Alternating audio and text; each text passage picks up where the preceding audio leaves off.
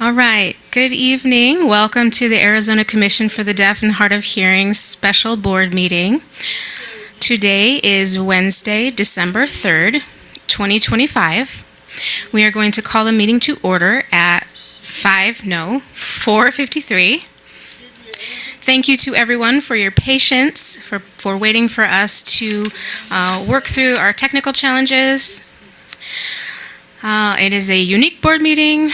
Some of us are here in person. Some folks are on Zoom, so it's a hybrid meeting. We are going to go ahead and do roll call. Kyla, if you wouldn't mind kicking us off. Thank you. Of course. Commissioner Bolmarsich. Here. Commissioner Kidd. Here. Present. Commissioner Goodstein.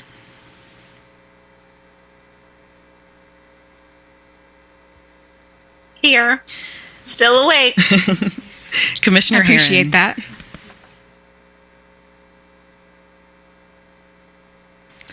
And then Commissioner is present. Madsen. Here. Commissioner Swenson. Here. Commissioner Cinco. Here. Commissioner Venkatesh. Here. Commissioner Williams. Here. Then we have our AAGs present. Elise Phelan. I'm here. Michelle Kunzman. Good afternoon. And ACDHH staff. Myself, Kyla Dalton-Nava. And I think that's it. All right. Thank you so much, Kyla. This is Katie again. The chair report summary of events. Before I do that, someone let me know that there was a jacket left in the area in the back. Whose jacket is this? If you wouldn't mind, RJ, passing that around through the audience to identify the owner. Thank you.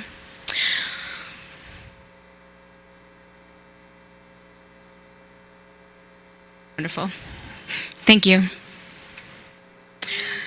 I'm glad the jacket found its home.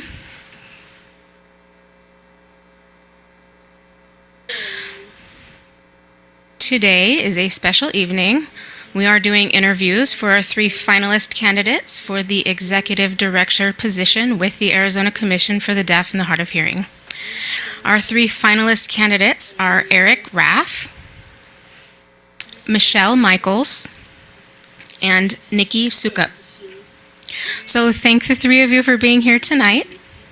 We're looking forward to your presentations.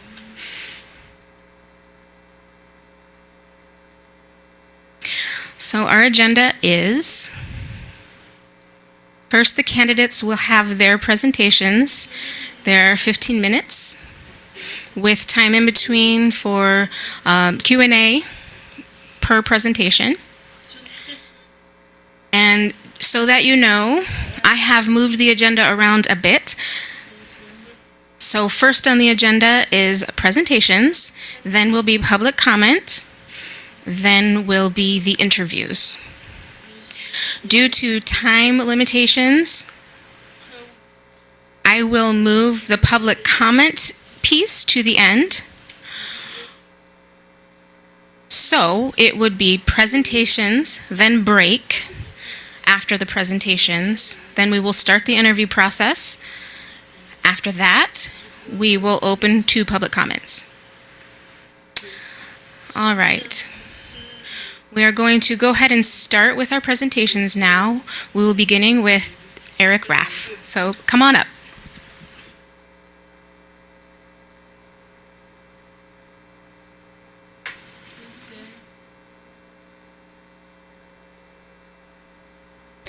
Let me just check in with Ricky to make sure where should Eric stand to be visible for his presentation.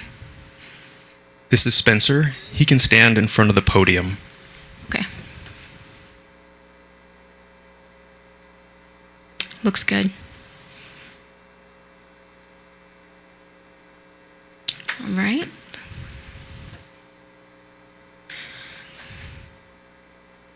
Maybe you could back up just a smidge.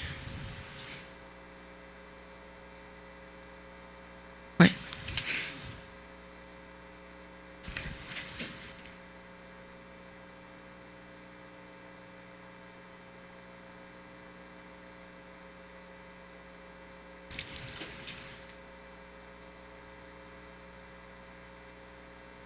Do I begin? This is Eric Raff. So everyone on Zoom, if we could have cameras off, make sure that we have full visibility of the presentation.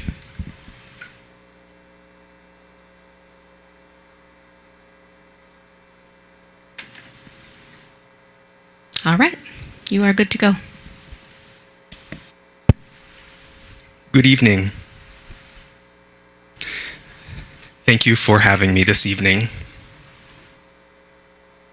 As you know, I hail from another state, so you may be wondering who Eric Raff is. And I'm going to provide you with a little bit of background information about myself. I was born deaf in Kentucky, and I was mainstreamed without any support services back in the day, if you can imagine. No interpreter, no note taker. I was able to get through school with family support. I was language deprived. Growing up, I was able to learn language, like reading and writing, but I was not privy to incidental learning.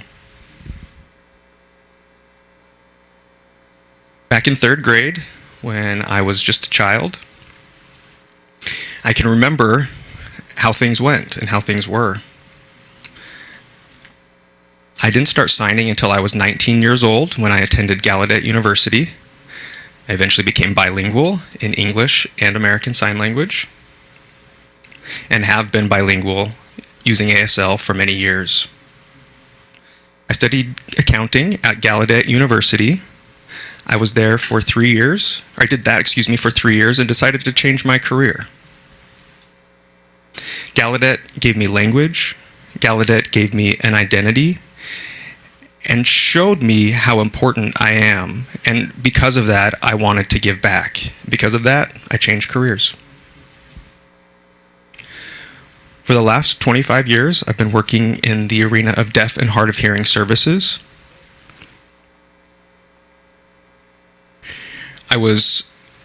I've been a director for 20 years. I was the director in Washington State, and I've been the director in Virginia for 8 years. Growing up, I faced so many barriers, including communication barriers and barriers to the world. And those barriers persist today.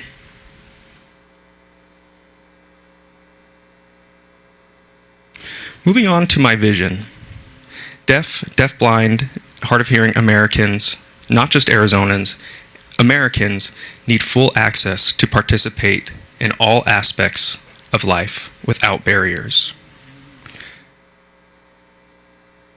I strongly believe that regardless of our differences, we have one common thread that connects us.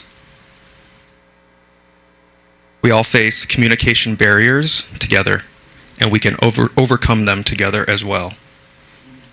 That's part of my vision, and that is my belief statement.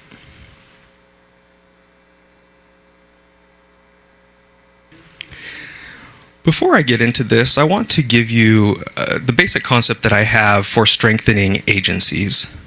Laws give agencies the authority to do certain things. Of course, we can't do those certain things without funding and staff. Funding is an important part, and programs and services are how we overcome barriers to provide equal access. You can think of it as a formula, and I've come up with a formula that helps explain to people why this proposal will work and will change things. First, you focus on the law.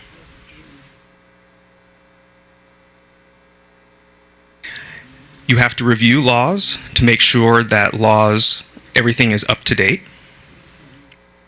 There are 2 things that I would like to see added as services in the Arizona Revised Statute, or ARS.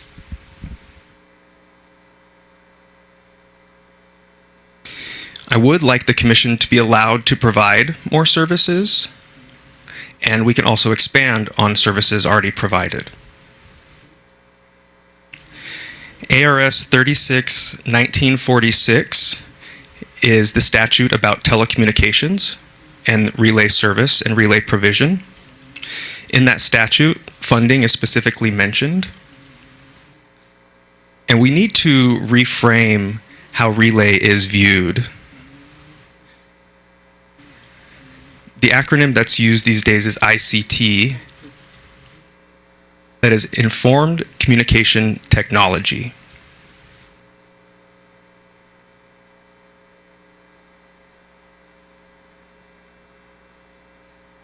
Or Information Communication Technology. Second, on the topic of law, we need to look at the Communication Access Fund. We have faced barriers. Doctors and lawyers are not willing to pay for sign language interpreters or other accommodations. There are licenses that these professionals pay for. We could increase the amount that the professionals pay for their license to create a fund. We would add a tax to those licenses. That way, when a deaf or hard of hearing person wants to meet with their doctor or with their attorney, there's that fund ready to pay for the interpreter or captions. That will help remove communication barriers in law and healthcare. We really need to pass legislation in this area. A few states have already passed legislation. I believe Kansas, Nebraska, and Missouri is currently considering it. And I would like to see all states have a similar law.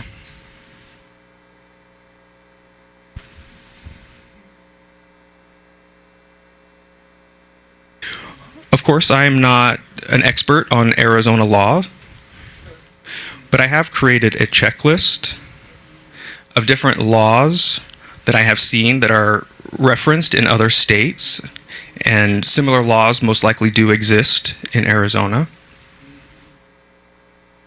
I would need to review the statutes in Arizona to see how they're written and to see if the language needs to be improved and strengthened via amendments. This checklist gives you an idea of what I had in mind.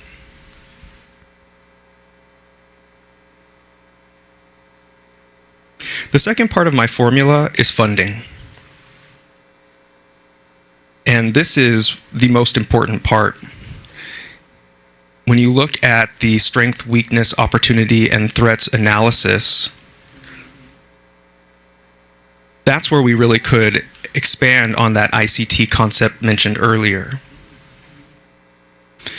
There's limited relay and equipment distribution these days, and the FCC has released their notice of proposed rulemaking. In the proposal, there is a consideration that the state's role in relay would be removed, and relay would no longer be provided in an analog manner.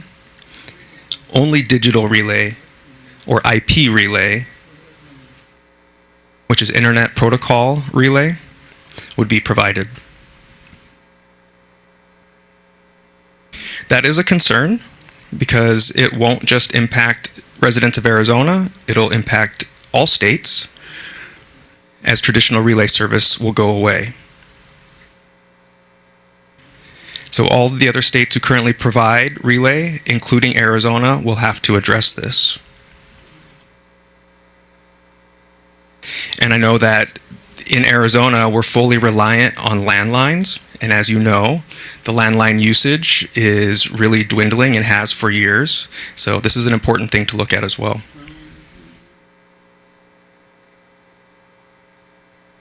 We need to look at amending the law because we know that laws and funding are tied together. And we need to look at expanding the tax base as landline usage is down. We will have to look at taxing wireless phones, perhaps, VoIP voice over internet protocol phones. That would help bring stable funding to the agency as landline usage shrinks.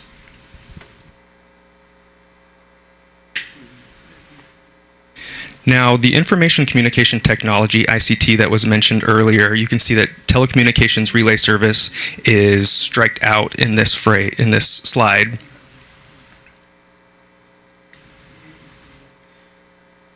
Information communication technology really is a broad topic.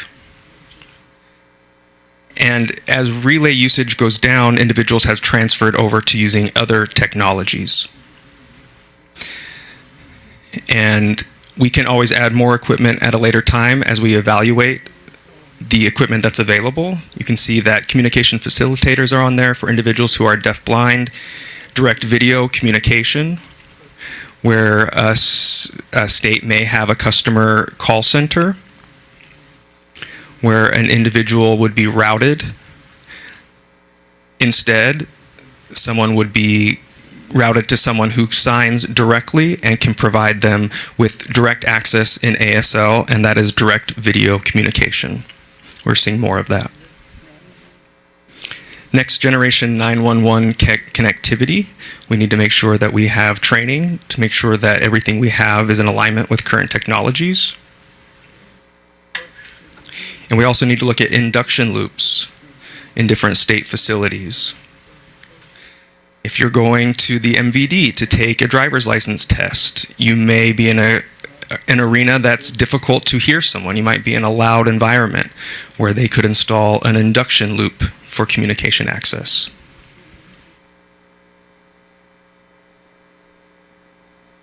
One of the newer technologies we see is QR codes. If you get on a train, on a bus, if you're at the airport, if you were trying to communicate with a customer service agent, perhaps you could just scan a QR code and then a virtual interpreter would appear and you could communicate with the customer service agent or the public transportation driver. Who knows what's next with holograms and artificial intelligence? But that is information communication technology in a nutshell.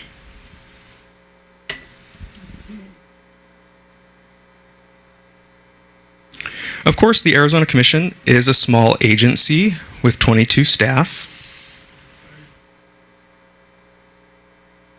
You can't bite off more than you can chew.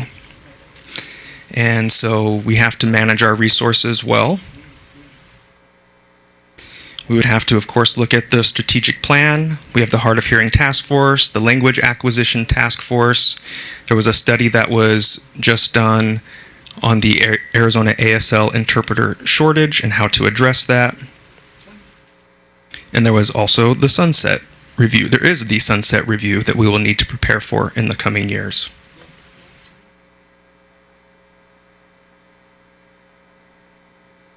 Altogether, laws plus funding plus programs equal access. Oh, and I missed this one. Part of the program aspect means doing assessments. We need to look at our systems to see where our data is coming from. We need to look at performance-based outcomes. And getting the community assessment via town hall meetings is paramount. We need to work with the community to identify issues and priorities. We can't address everything on our own. We need the community to tell us the issues and challenges that they're facing. And ultimately, the goal is to manage programs efficiently and effectively in alignment with community needs. And it's not a one-time thing. It is a constant process. And we need to make sure that our process is efficient and effective. And we're always looking for that constant improvement within programs.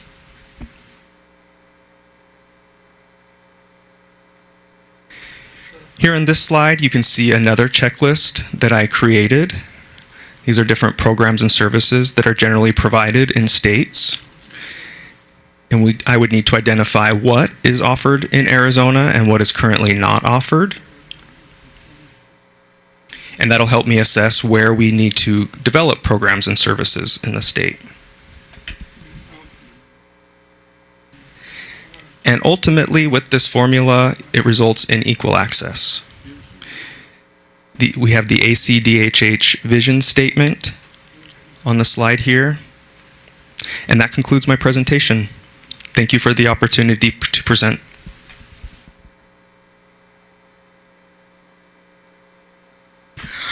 Okay, this is Katie speaking. We have Commissioner Beaumarchais who would like to make a comment. Yes, thank you, Madam Commissioner. Only people in the room could see the slides for the candidate. Could that be fixed for the next presentation, please? I am also not sure that they're Okay, being thank you. captured on the YouTube feed. Thank you. Sorry, the interpreter could not hear you. You were breaking up a little bit, but you were saying you were not able to see the PowerPoint slides. And then, what else? I also wanted to say that I'm not sure the YouTube viewers can see them too. I'm not sure what their setup is. All right, thank you. I appreciate you letting me know. Ricky, is there a way that we can see the PowerPoint slides?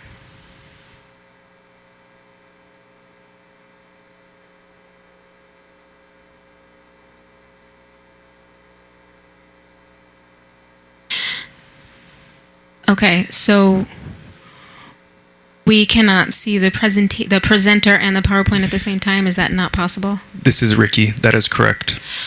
Okay, Kyla, do you have the PowerPoint slides for Eric?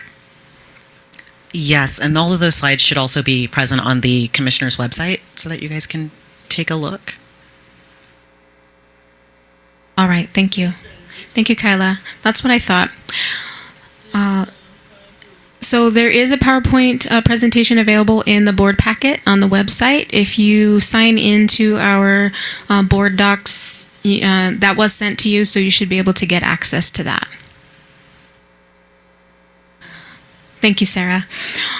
All right, thank you, Eric, for your presentation. Do any other board members have a question for Eric before we move forward?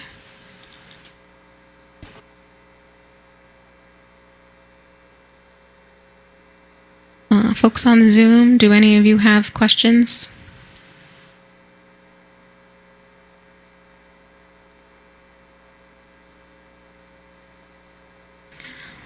All right, seeing none, we can move forward. Thank you so much, Eric. Thank you so much for your patience, Eric. I appreciate you. This is Eric. Thank you. All right, as a reminder, you will not be able to see the presenter and the presentation slides at the same time on Zoom. So I would encourage you to get those slides from the commissioner's page on the website and look at those on your own. All right, our next to bat is Michelle Michael. Come on up. Wait, hold on. Oh.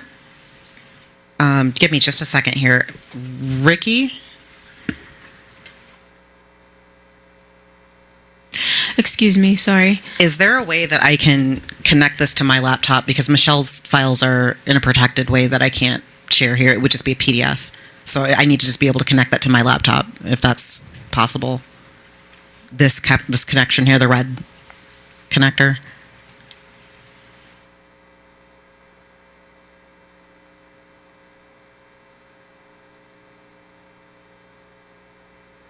This.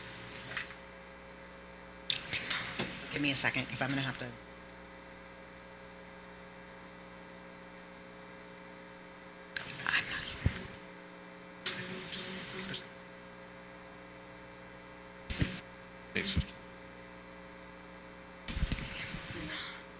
I was saying it seems Kyla had a question regarding something to do with connecting things to Zoom. I'm not entirely sure what's happening with the logistics, but I'm sorry. I apologize, but we're working it out.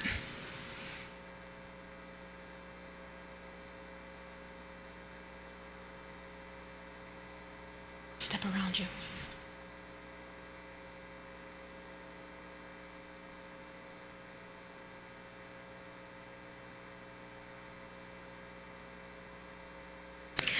All right.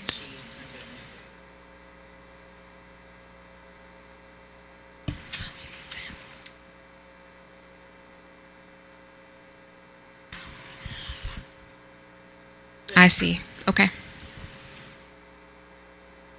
So you're trying to send the PowerPoint through Zoom, Kyla? Or what did you say? How are you trying to do it?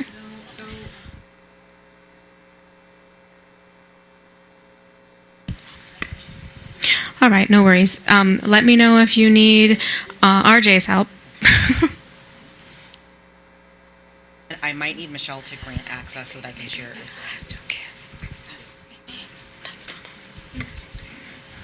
All right.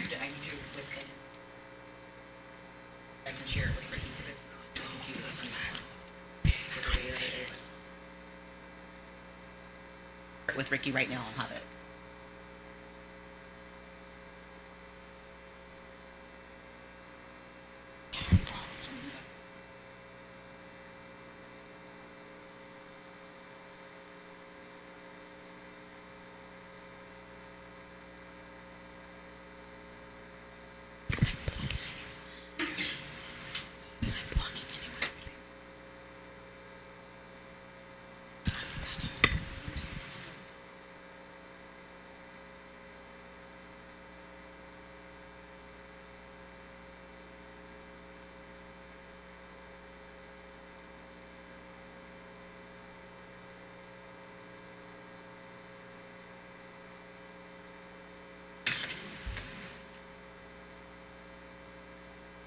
It can just be viewer, should be sufficient.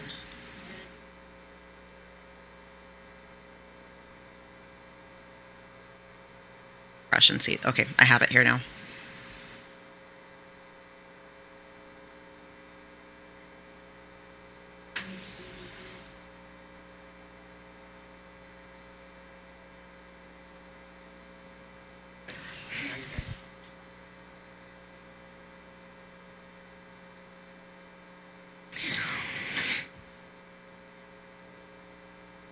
Michelle, this is Spencer. When you want me to switch slides, just let me know.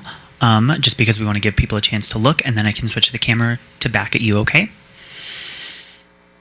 Okay, so Michelle's going to introduce herself real quick. All right, what's going on? We're good? We are ready? All right. All right. Let's give Michelle a second if you're ready, we are ready when you're ready. I'm ready. All right, go on ahead. Afternoon. I'm just so happy to be here. This is Michelle. Just, to present about the future and just kind of everything that we want to do. I want to thank everybody. I want to thank the public for showing up. And I just really appreciate the staff here who are so supportive, and they just work so hard. So, my name is Michelle. I am a white woman. I'm wearing a red and black blouse. I am hard of hearing. And I'm in my 60s-ish, around there.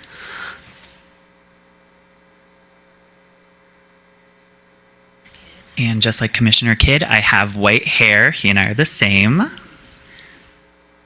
So, thank you so much. Okay.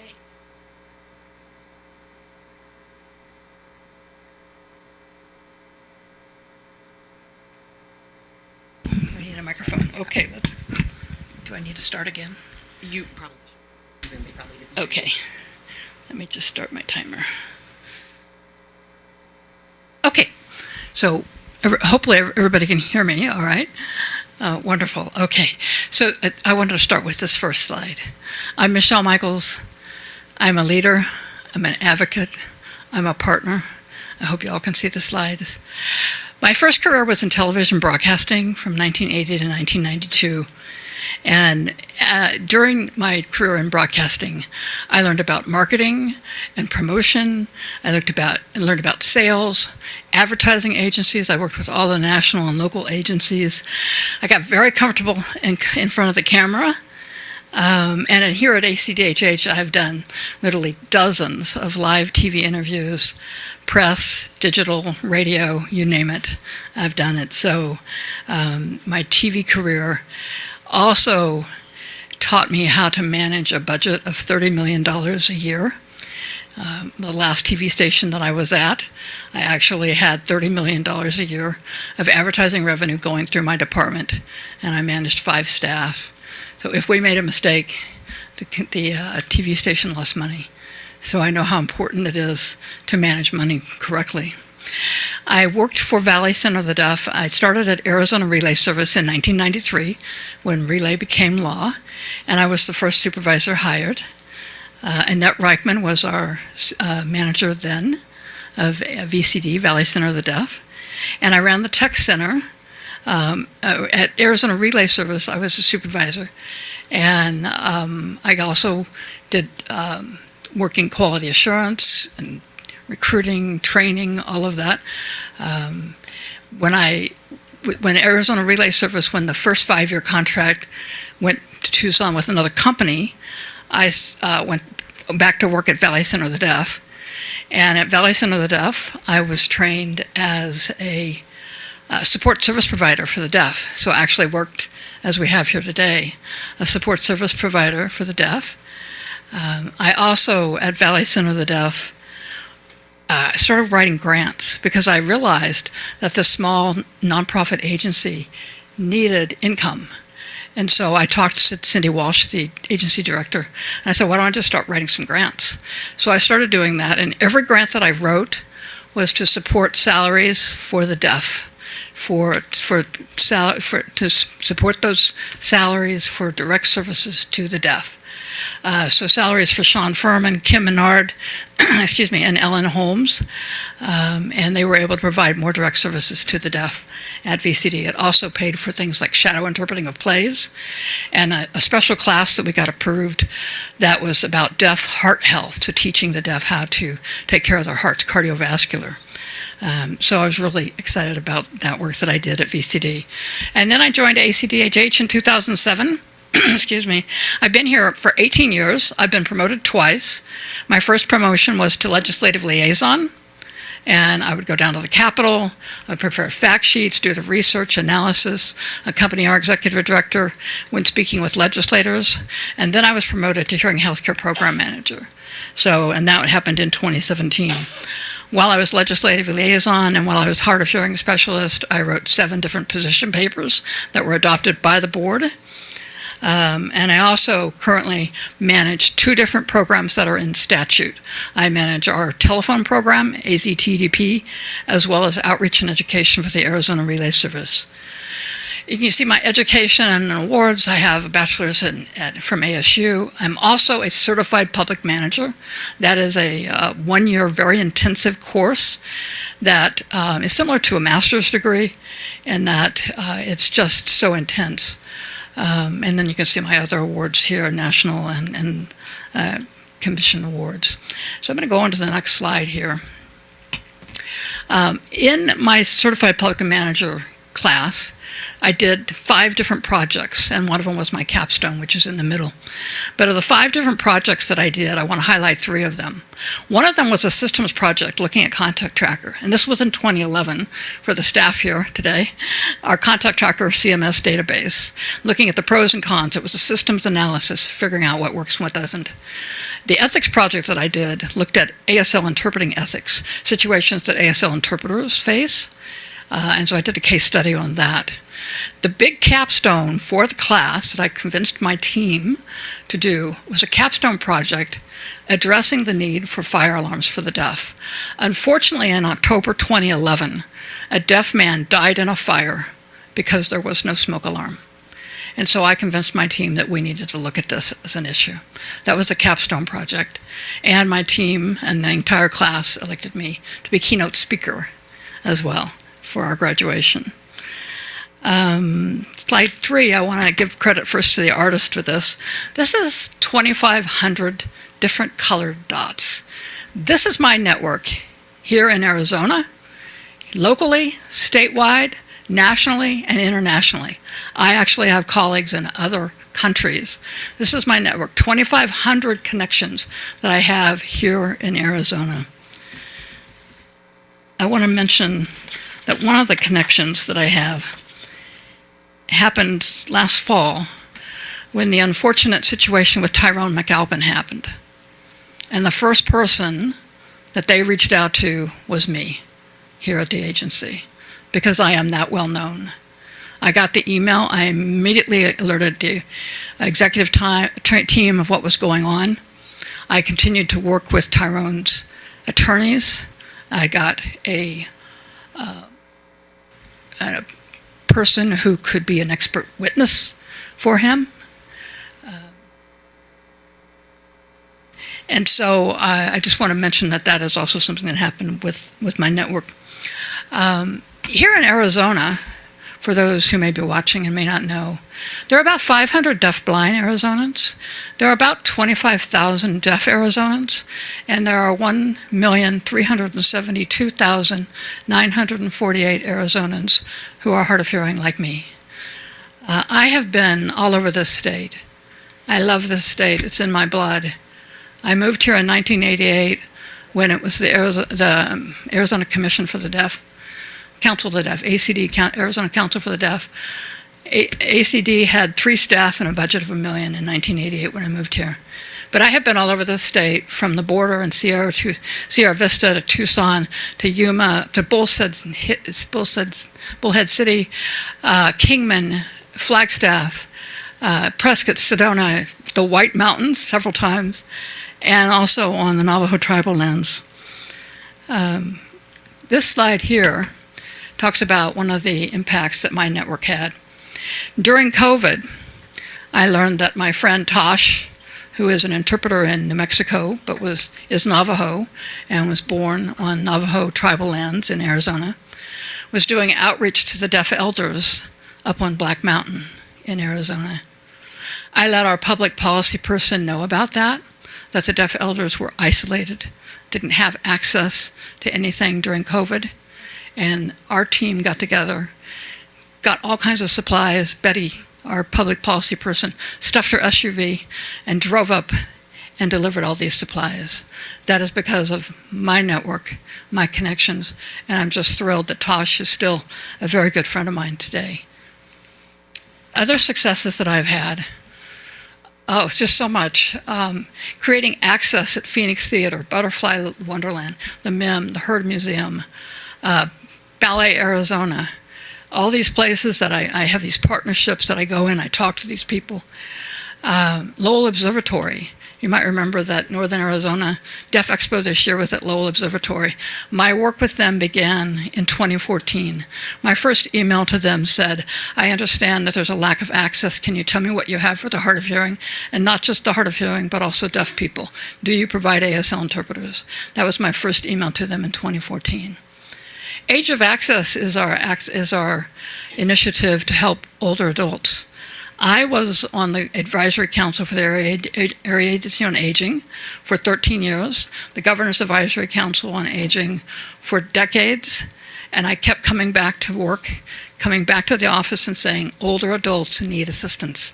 And I was very proud that the Age of Access was created. I am the internal lead on that. Another thing that I want to show you, this is what I call my brainstorm wall. I created the Hearing Healthcare Assistance Project here, and I didn't do it overnight. I did it over a year, at least a year of planning. I can develop a project, I think systemically, I develop partnerships, I can implement a project, I can manage it financially, and I can do ongoing analysis of it. So I'm really, really thrilled about the HAP. over 5 years, we have helped over 1,000 people. We are still under budget. The HAP, the Hearing Healthcare Assistance Project, is going so well that ASU President, Dr. Crow, actually sent a letter to ASU, one of our partners, commending them on the work that they were doing to the Speech and Hearing Clinic. All right, so let's get to it. Vision, goals, and strategies. Year 1, next year, 2026. Some of the first things that I'm going to be tackling are our team building, collectively discussing and reestablishing trust. We need more cohesiveness. We need more cross-team communications. We need to understand what we need from each other and what our expectations are. I also want to do town halls. The Arizona Commission on the Arts recently hired a director, and they went out and did road tours throughout the state. That is also what ACDHH needs to do. And those town halls need to make sure that we are accessible to people who speak Spanish, as well as getting into the rural areas and getting into the tribal lands to reach everyone across Arizona. Analysis and funding. Start analyzing the jobs that we are doing, prep for grade changes, look at the funding issue. The most important issue facing the executive director is funding. Without funding, the agency ceases to exist. We also need to start looking at these communication facilitators and community interveners, and impact. What impact are we having? How can we broaden our impact? How can we become more efficient? Where are the cost savings? And I have complete confidence in our new Director of Finance, who has come in with a very extensive plan on looking at operational inefficiencies and looking at our return on investment, things that I'm very passionate about. We also need to start developing an ambassador training. If we develop ambassadors for this agency, and we have people who say, I want to come out and I want to help this agency, that's a force multiplier. That frees up our staff to do more critical things when we have ambassadors out there. We have a partnership with AARP because I went down to the Capitol years ago and met AARP at a legislative day and established that partnership. AARP has hundreds of volunteers all over the state. They are everywhere. Small staff, hundreds of volunteers. We can do what they're doing. So, and also the new website and CMS will be available. Okay, year 3. I got 2.5 minutes. We're going to do it. We're going to celebrate our 50th anniversary in 2027. We will get through our next sunset review in 2028. I've been through 2. They call me Nancy Drew here at work. When I go through a sunset review, I am there with the data and the research and the analysis. I'm looking at talking points, looking at all of that great stuff. I love it. Our funding will be stabilized by year 3. We will have a career ladder for staff because we do not have that now. Succession plans. Every position must have a succession plan. We must have cross-training. We will start to develop online curriculums. There is no reason that all of us should be spending days and days going out and training when that can be online. It'll cost money, yes, but it will save money. It'll save staff time. AT program will be smoke alarms and carbon monoxide detectors, fall detectors, health and safety prioritized, employment navigators, all of these things. Because again, when we go to online curriculum trainings, we have more staff time to do these other things, to get to the arts and culture, to help people who are looking for employment. Having those ambassadors, in particular in places like Tucson, Prescott, and Yuma, where we know we have heavy, large communities of deaf and hard of hearing people. And our newsletter, it won't just be one newsletter that goes out on Tuesday to everybody. It's going to be targeted to audiences and topics so that people are getting the information they want, not just a blanket, a snowball. Oh my goodness, there's so much. I got to weed through it. Year 5, collaborative approach. We're going to talk with our partners, and I am all about partnership. That is what I do. I'm a bridge builder. I make those partners. We're going to talk about the co-delivery of direct services because we do direct services. I'm not going to be quiet about that. We're doing it because it's a need. So we're going to expand that. Online training in 5 years. Our training will be online. That AT program, yeah, I've got 25 seconds. At AT program, we're going to do wireless communication devices. Relay will now be RTT, real-time text. And we're going to keep an eye on what's happening with the robots, AI and interpreting, because I've been watching that, the signing gloves and these kinds of things. We're going to keep an eye on that. All right, 7 seconds. I did it. That's a lot, but I got a big vision. I got a big vision. Thank you. I gave you a workout. I gave you a workout. Any questions for me? We'll give our interpreters just a moment to switch.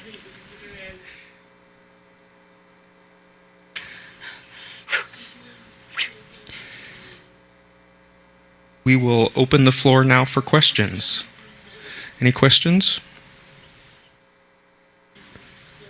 Folks on Zoom, do you have any questions for Michelle?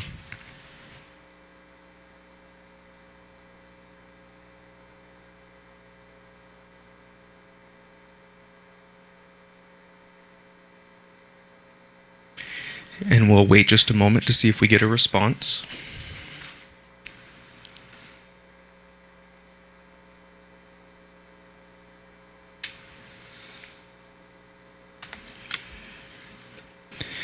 Seeing none.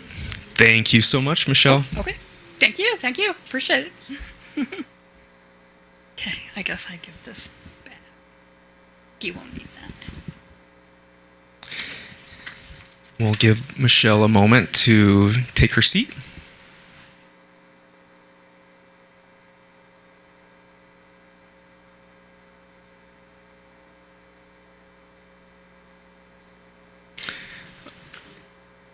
Next, we have our interim executive director, Nikki Sukup.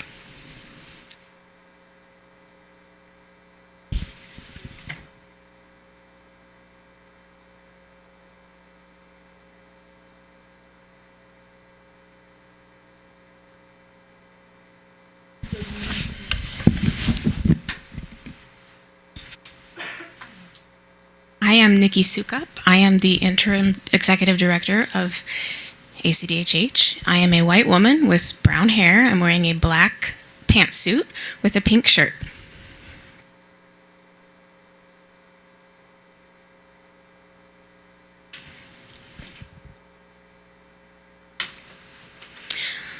Okay, so first of all, thank you so much to the commissioners, to the ACDHH team, and to the community members who are here present in person and online. It is an honor to be here as a finalist for the executive director role. My commitment to this work is inherent to my life experience. I was born deaf in a multi-generational deaf family. I had access to language, but I also, when I went to school, was the only deaf child in my class. So I have experience of lack of access as well. So I understand what it feels like to have full access to understanding and what it feels like to not, to be limited in that regard, to have no access at all. Every person deserves to have the ability to engage, to fully understand, to have opportunities to be anything that they want to become. And we need to ensure that no deaf, hard of hearing, or deafblind person is left behind. I have been guiding the agency through a leadership transition, and that has required steadiness, continued focus. My focus as interim executive director has been on supporting my team, making sure that we are maintaining focus and forward momentum, and at the same time ensuring that services continue to be provided to the community at large throughout the state of Arizona. At the same time, I want to ensure continued progress for our agency.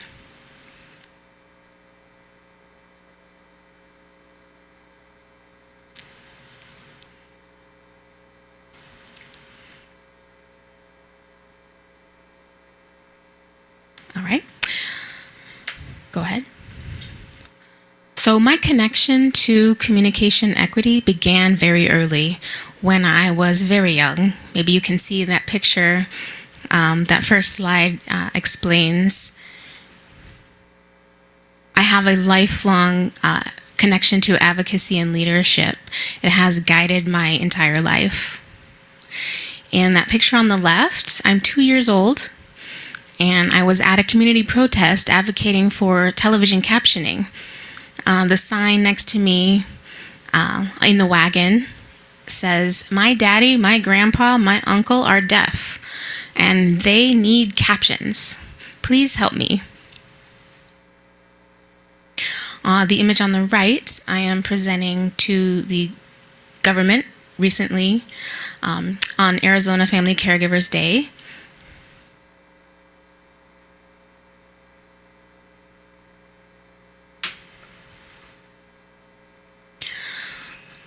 Arizona has over 1.3 million hard of hearing folks, as well as deaf and deafblind Arizonans, including folks with speech disabilities as well. ACDHH has a strong strategic plan that we recently developed. And for fiscal year 2025 through fiscal year 2025, that plan will be implemented. 29, pardon the interpreter.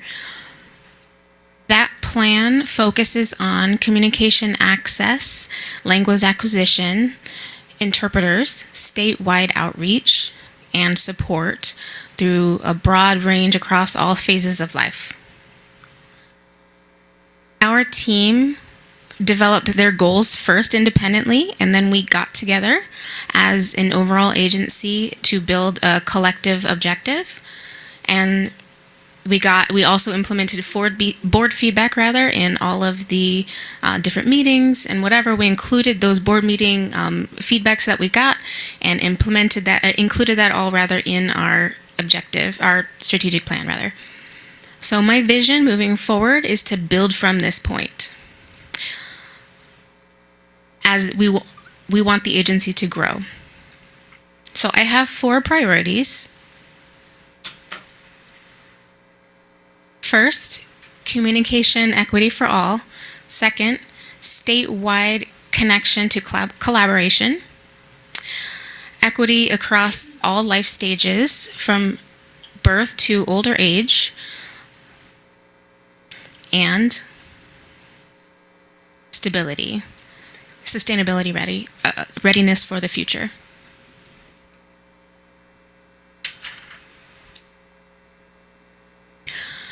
Communication equity is very important.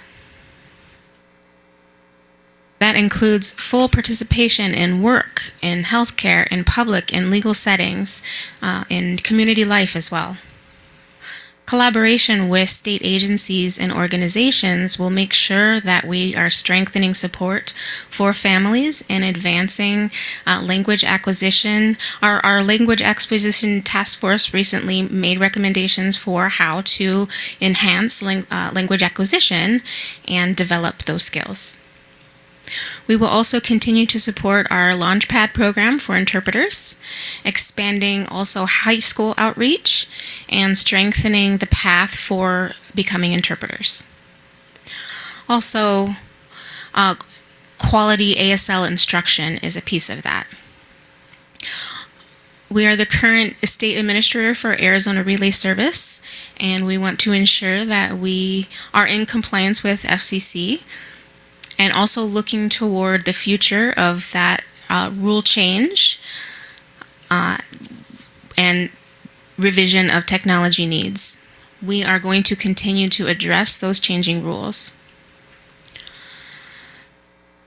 I will also develop a communication facilitator program, so that will be in development for deafblind individuals to make phone calls from their home.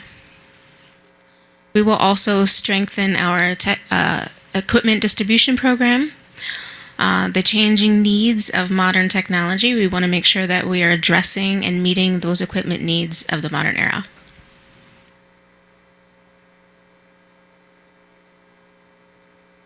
We will also strengthen supports for senior adults, especially communication equity in senior living facilities and long-term care facilities. It is important to have that communication access in those arenas.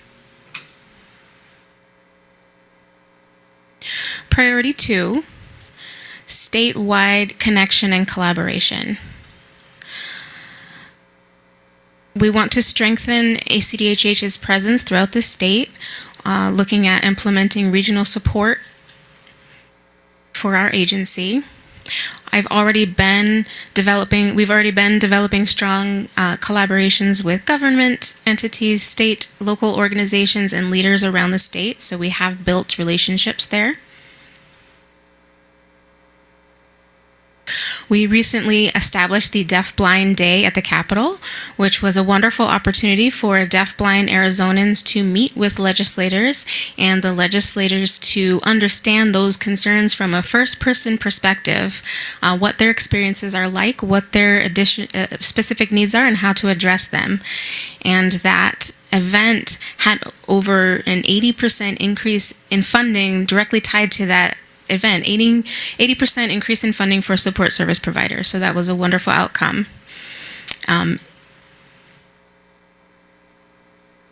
Community leadership around the state, that is essential to my continued leadership.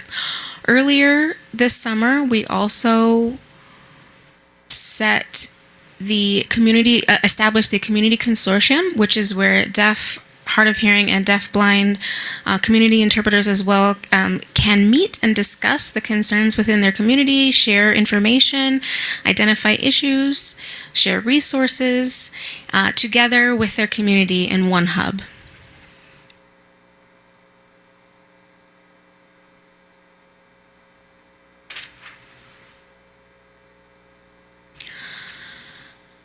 Also related to statewide relationships and collaboration, I'm going to establish 0.25 FTE positions, 4 of them, one in Tucson, in Yuma, Flagstaff, Prescott, and Southern Arizona, to increase our presence there. We were also going to partner with the communities in sharing resources. Providing information, education, and strengthening that collaboration. That team will also support the communities in rural areas and border areas. Another connection with throughout the state is how the state is impacted by policies, making sure that all organizations and state agencies are including communication access in their policies, making those present in each policy so that their services will automatically have communication access as a consideration, and equity in communication access. You can go to the next slide.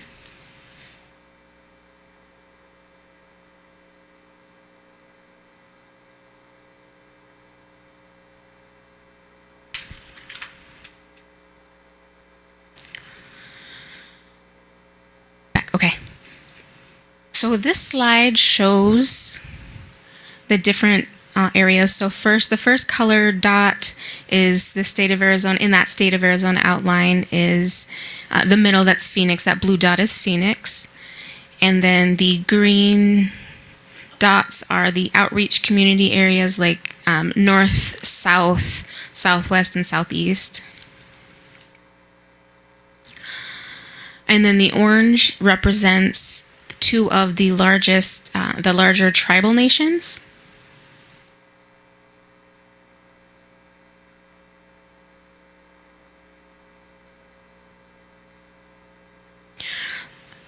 All right, so priority 3 speaks to equity and access across the life stages. So we need to grow. We already have objectives related to work, age of access, and expanding collaboration with law enforcement and other safety or public safety organizations.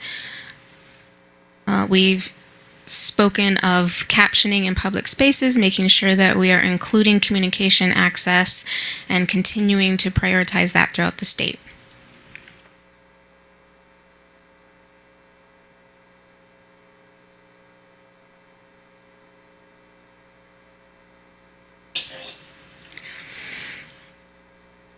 Next, we will look forward to sustainability and preparedness for the future, making sure that we have the fiscal strength and we are managing our resources well. I'm going to go ahead and show you the next one.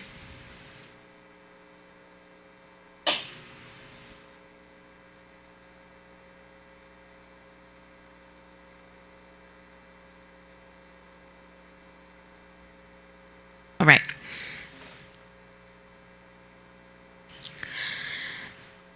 This shows our different milestones that we're looking at. Right now, we are going through the modernization stage. We have new internal, the OpenGov platform that we've been working on, upgrading and improving the efficiency of our reporting.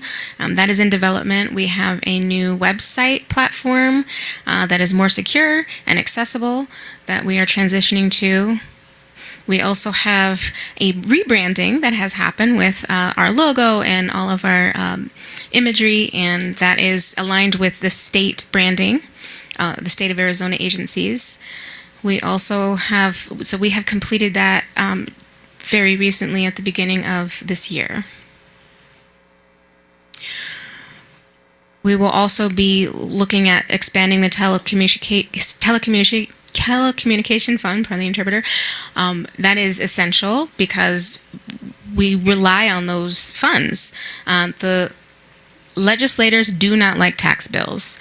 We will never get the vote that we require to get that. So we have to come up with other initiatives and workarounds to get to that. And we are working on considering the tax base and where we can seek funding. Also expanding the outreach structure throughout the state. We will strengthen our data systems, and as well we will prepare for our sunset review and celebrate our 50th anniversary in 2027. After we finish our sunset review and we start, I'm at time. All right. This is Board Chair Cienko. Thank you so much.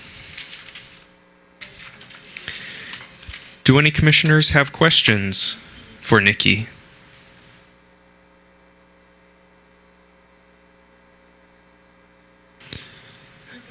I'm seeing no questions in the room. Folks on Zoom, do you have any questions for Nikki?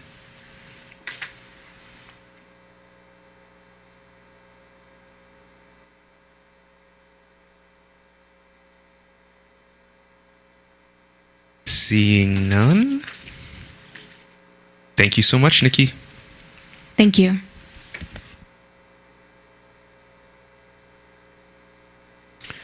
This is Katie. I think this would be a good time to give our interpreters and our cart captioner a break. Let's break for, should we do 20 or 15 minutes? Or should we keep it 10 minutes? What do you think? Is 10 minutes okay for everyone? Yeah, okay. Why don't we take a 10-minute break, use the facilities, get under the table and take a nap, get a drink of water, stretch if you need to. See you in 10 minutes, so be back at 6:10.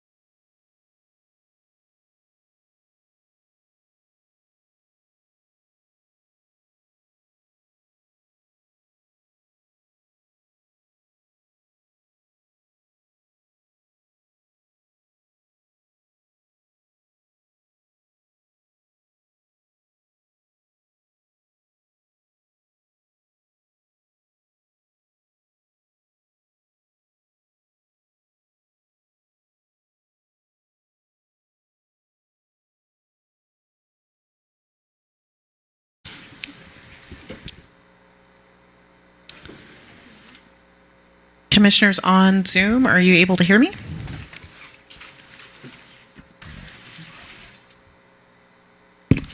RJ keeps spelling my name wrong.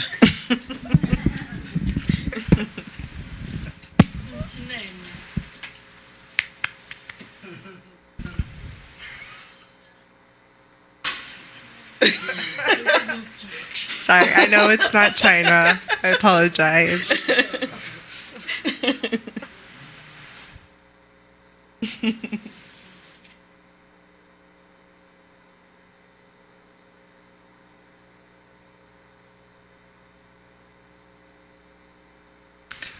Okay, are we ready?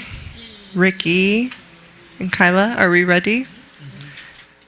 This is Ricky. We're ready. Hello, everyone. That was a nice and well-deserved break. We are back at 6:10. Or we were supposed to be back at 6:10, but we are on DST, Deaf and Hard of Hearing Standard Time, and get started a little bit later. Thank you for your patience. Recently, Randall brought something to my attention, Commissioner Kidd. Yes, as secretary, I have a couple of things. One is that we have a mountain of written comments. In total, we have 51. And we do not have an exact time frame for that tonight. So I move that we move all the written comments to tomorrow's special meeting. We will go through each comment though, but we do have 2 comments that are in person. And I would like to move that we listen to those 2 that are in person tonight. One is using tactile American Sign Language, so the accommodation is up to 6 minutes. And then we have another comment after that. Thank you, Commissioner Kidd. We also mentioned there is an individual here who would like to make a public comment. And that individual is deafblind. Due to their needing to leave by 6:30, I have decided to accommodate this individual so that they can make their comment. And then following that, we have another person, what is her name? James Smith, who is here with us tonight. We will give them the opportunity to make the comment as long as the commissioners are okay with that before we move forward with the interviews. As far as submissions for public comments that we've received online, we will be moving those tomorrow, but I do want to check in with the board to make sure we're all okay with that. Oh yes, Elise, please come online, Elise. Hi. Sorry, I can't stop I see your clapping applause. emoji. I accidentally clicked that. I'll turn it off. So I just want I to saw you. I was clarify from celebrating an with you. open- I just want to clarify from an open meeting perspective, Commissioner Kidd, you presented what you said as a motion. Was that a motion to be voted on by the commission, or is that just the way that you phrased your sentence? Is this an official motion? Do we need to follow that process? Because it sounds like you just put a motion on the floor. This is Commissioner Kidd. Yeah, that's what I'm not sure about when it comes to open meeting law, when it comes to moving public comments to another meeting or the next meeting that we plan on having. Does that require a vote? If it's something you want to vote on, I mean, as the chair, of course, Commissioner Cienko can, and us, the agenda, sometimes things end early. She already moved it around, but if you want it to officially absolutely take place tomorrow and everyone to agree on it, then I would recommend bringing it to a vote if you did present it as a motion. Okay. In that case, this is Commissioner Kidd. I move that we move all written comments to tomorrow's meeting to be discussed tomorrow.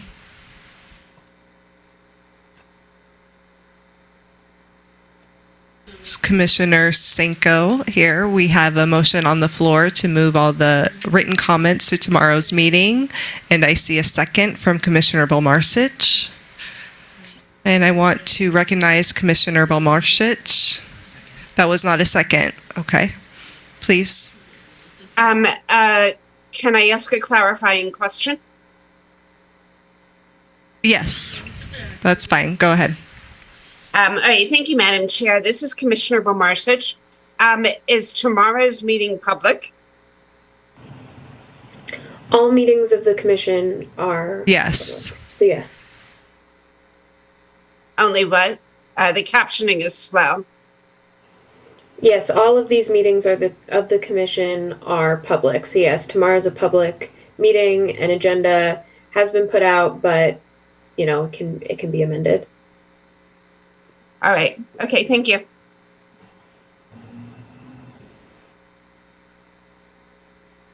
Okay. We do have a motion on the floor, and we have a second from Commissioner Herron.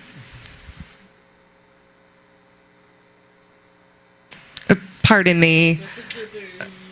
I'm a little hungry at this point. I'm not thinking 100% straight. Commissioner Kidd made a motion, and we have a second, and we will go ahead and vote. I'd like to do a roll call to play it safe. Kyla, can you help us out with the roll call? Sure, no problem. Commissioner Belmarcich? Can you clarify the options? Yes is to move to tomorrow, and no is to keep the public comments to tonight.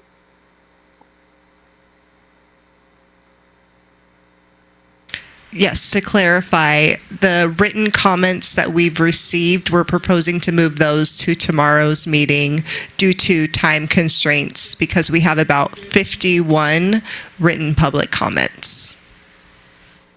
All right, yes. Commissioner Kidd?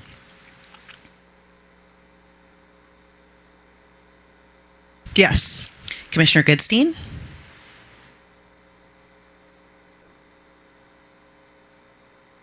Yes. Commissioner Herron? I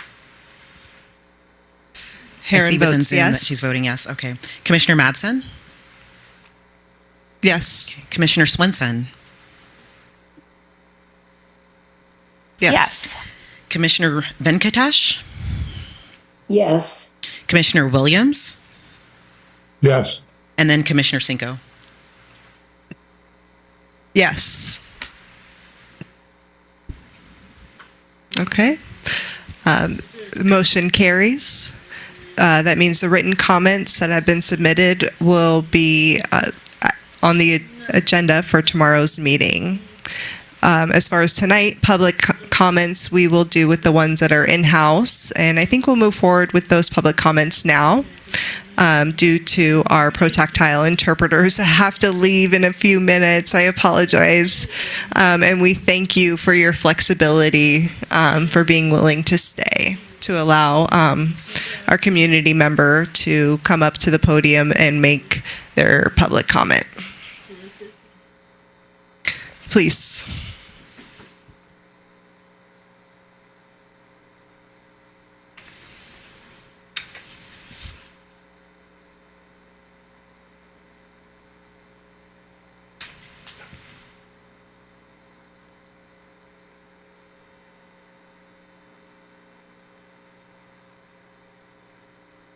This is Katie. Before we start, I want to let you know that we are going to give you 6 minutes to make your comment. So I will give you a 3-minute, 2-minute, and 1-minute warning so that you're aware. I just want to make sure that we have our interpreter present doing the shadow interpreting for the audience so that it looks like Sandra's on top of it. So we've got it covered. And then are we ready to start our timer? All right, go ahead.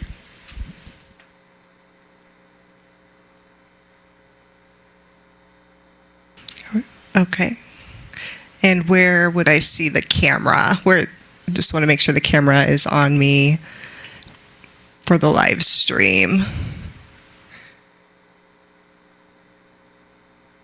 I'm standing in the correct place. Okay, thank you. Yep. She needs to shift a little bit more.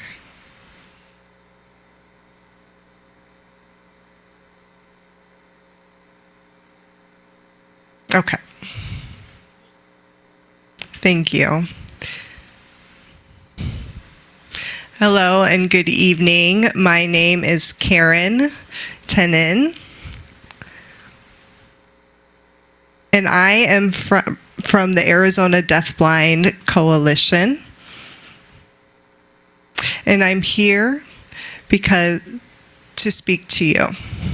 For the past 2 years, we have asked the Arizona Commission for the Deaf and Hard of Hearing to reopen the deafblind specialist position with no luck and no progress. ACDHH continues to not provide a deafblind specialist to work with the deafblind community.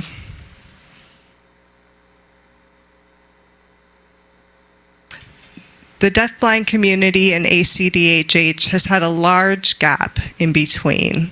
There's not enough experience or training provided to work with the deafblind individuals through tactile communication. Research consistently shows that when agencies employ people with a lived disability experience, programs become more accurate and more accessible to individuals with disabilities. And allows them to succeed. Specifically for deafblind communities, representation improves service participation and reduces miscommunication to strengthen a community of trust.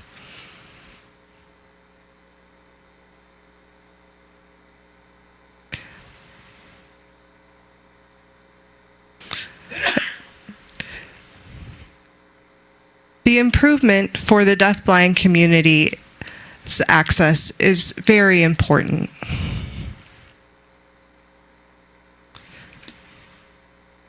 We are excited to hear that ACDHH's strategic plan for 2025 to 29 identified expanding deafblind services,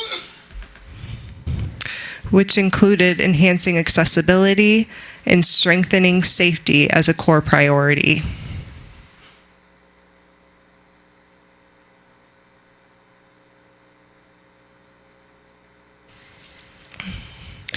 These objectives cannot be met sustainably without deafblind leadership within the agency.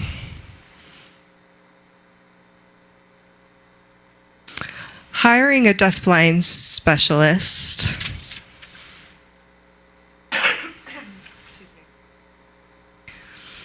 is not symbolic, but a fundamental to meeting your mission and your strategic plan outcomes. This position will improve community outreach, increase access to technology and training, and raise the quality of life.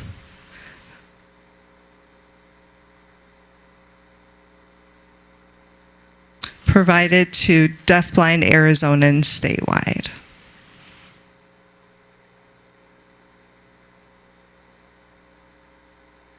Accessibility is a key priority.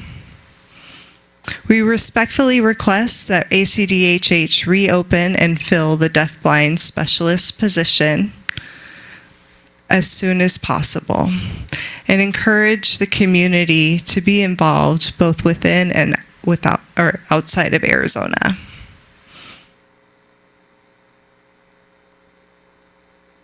In order for ACDHH and the deafblind community to have full partnership, you will see the success that we can have together. So please bring that deafblind specialist position here now. And again, we formally request that the Arizona Commission for the Deaf and Hard of Hearing reopen that deafblind specialist position as soon as possible. We wish the best of luck to all the finalists here for the executive director position. And I thank you for watching me.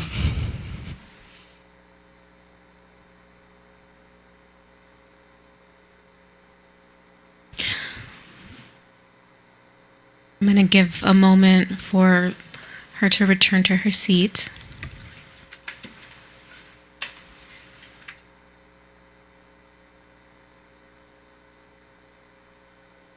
All right. Thank you, Karen, so much for coming tonight and sharing your public comment with us. And I do agree that ACDHH does need a deafblind specialist. We definitely have come a long way in the last few years with your Deafblind Coalition and the deafblind community in Tucson. You have made a significant difference. And so we thank you so much for sharing with us.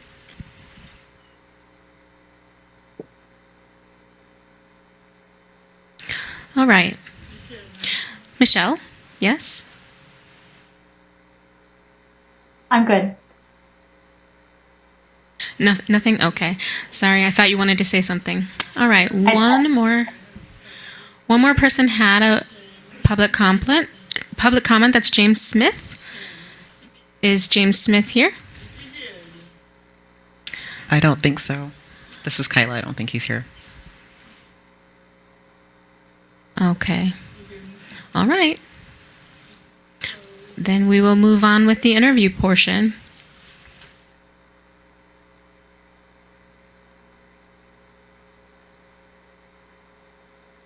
Okay. So we have our three candidates again. We're going to go in order, starting with Eric. Then we will do Michelle, and then finally we will end with Nikki. So the interviews need to happen in closed session, so I'm going to need a motion to move us to executive session.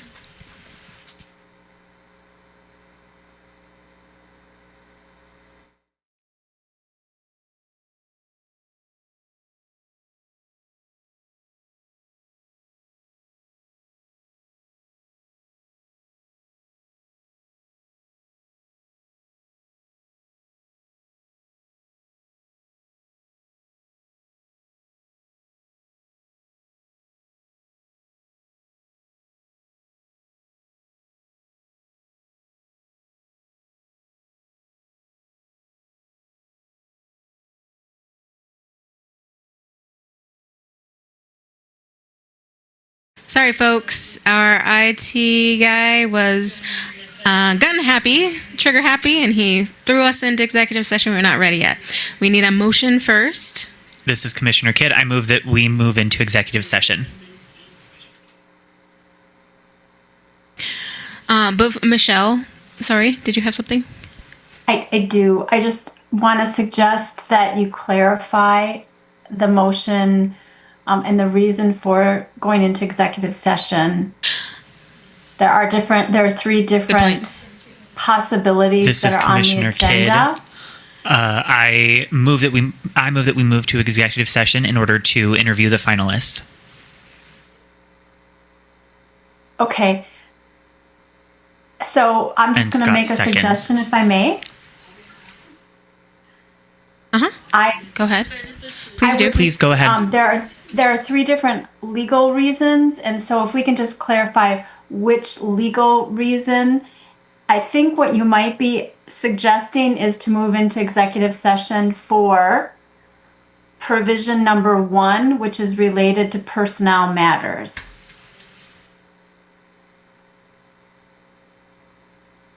All right. So in other words, we need to revise that motion in legalese, right?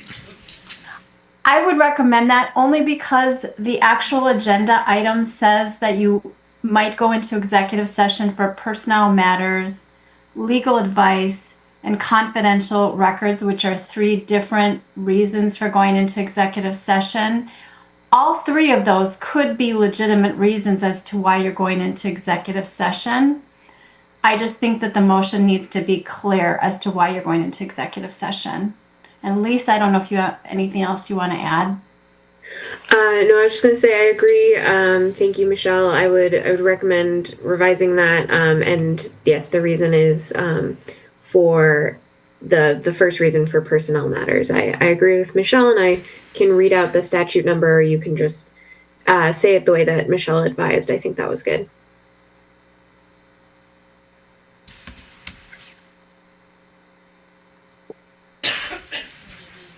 Let's see. I think it's this one right here. Okay. This is Commissioner Kidd. So sorry, please be patient with me. I'm still trying to learn this legalese here. I move to move into executive session in order to discuss personnel matters, which include interviewing the final candidates according to provision number 1 from ARS 3843 L11. And Commissioner Madsen Looks right. seconds. Michelle, is that an appropriate motion? I think you nailed it. All right, we're going to go ahead into Thank executive you. session now. Go ahead, Ricky. Thank you.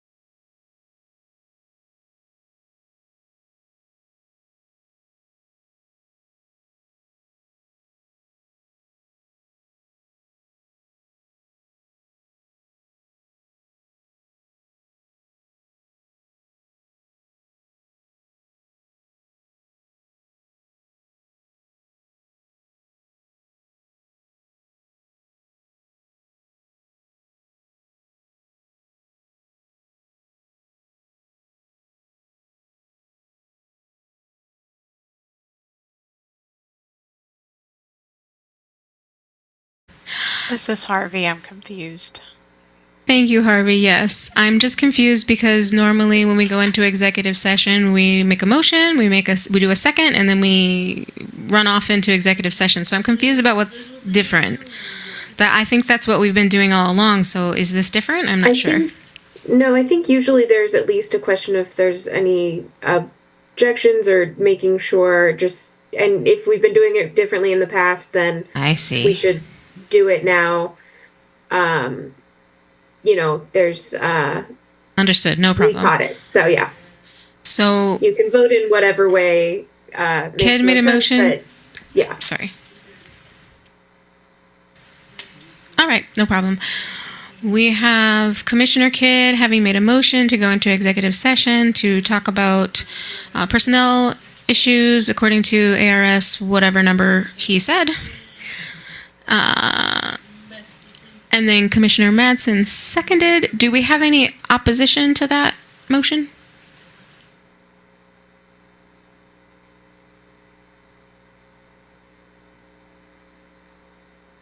Seeing and hearing none. No abstention. Then the motion carries. We can officially go into executive session now. Third time's a charm. All right, thank you.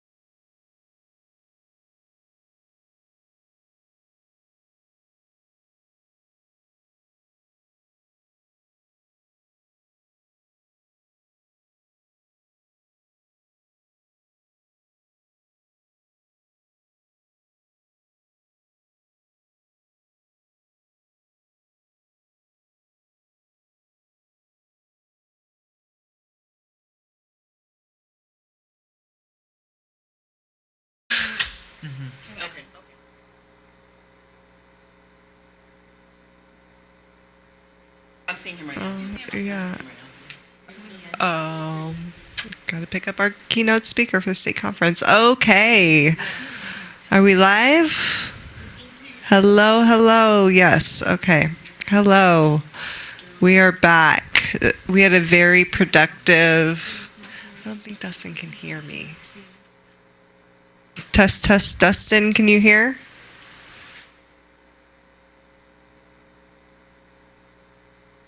Sorry, bear with us just a few moments. We're having some audio issues.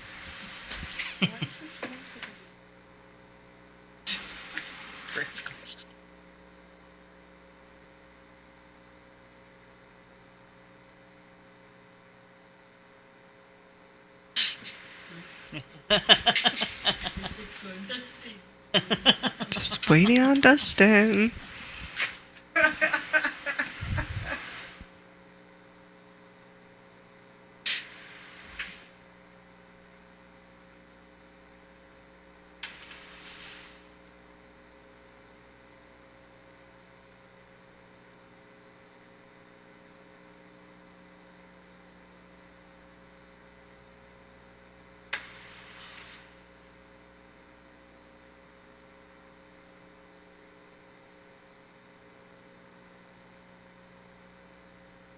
Tess, can you hear?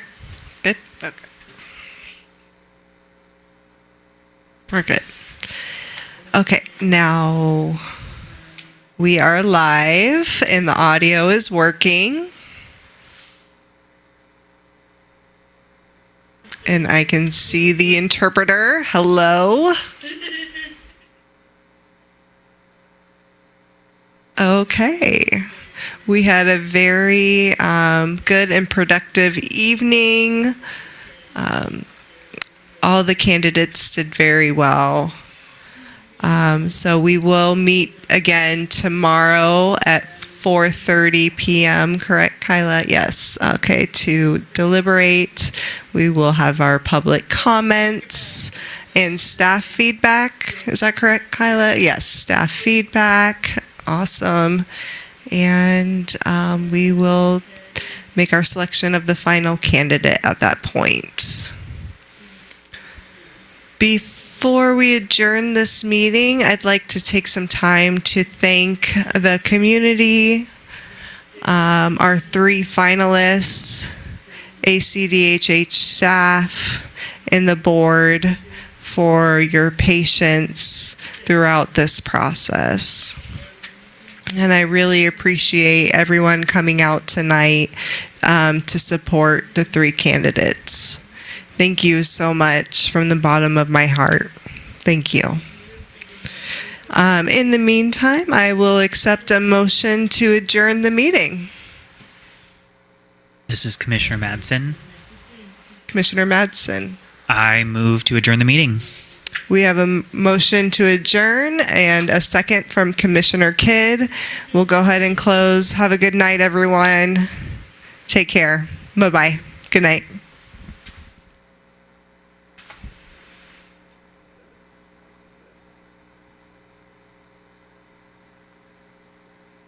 See you guys tomorrow. Have a good evening. Get some rest.